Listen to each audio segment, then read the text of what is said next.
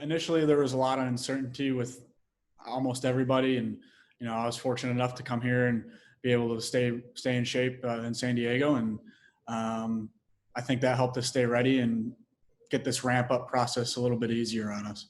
During the 3 months I was here, my group was myself, Greg Garcia, Ty France, and Eric Hosmer. So we saw each other every day, and when we were in the cage together, picking little things from each guy, and especially on the field, we were doing the same and just trying to build that chemistry. And it's always great to have, especially those guys around. I think it's just taking what we were doing in spring training with infield stuff with Bobby and hitting with all the guys here. And, we had a good group, small group that was here during those 3 months after. And I think us pushing each other and, working on those things on defense on the field with Bobby and some others, and in the cage and doing all that stuff, just getting ready.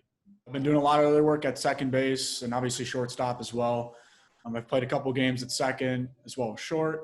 Just trying to make myself as comfortable in each spot, whether that's taking fly balls in the outfield during BP or whatever it may be, just trying to get as comfortable in each spot as I can. I haven't thrown any bullpens since, I guess the week and a half, 2 weeks before the season had gotten postponed in spring training. So I don't think I'd really be put in a situation to be doing that.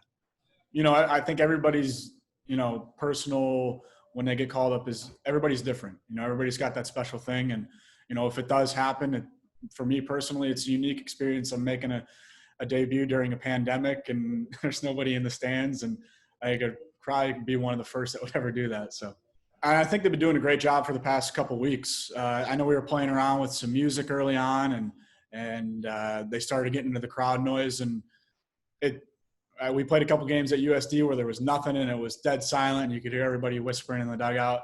But with the crowd noise, it's actually pretty good. And we got the fans out in the park and center field, which has helped a lot too.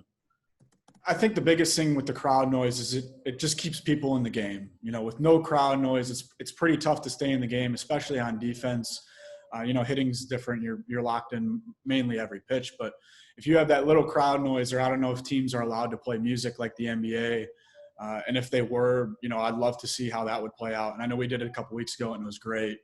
But we'll see. I obviously each team's going to be different in what they do, but I think the crowd noise is it's been great so far.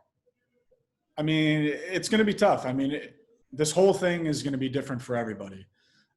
So yeah, there's going to be some, I guess, strategy behind maybe not talking as loud in the dugout because somebody might be able to hear you a little bit, or whatever you're talking about on the infield or in the outfield, or, pitcher and catcher, manager to bench coach, whatever it may be. I think it's going to be different, and guys are going to need to figure out strategies on how to get around that.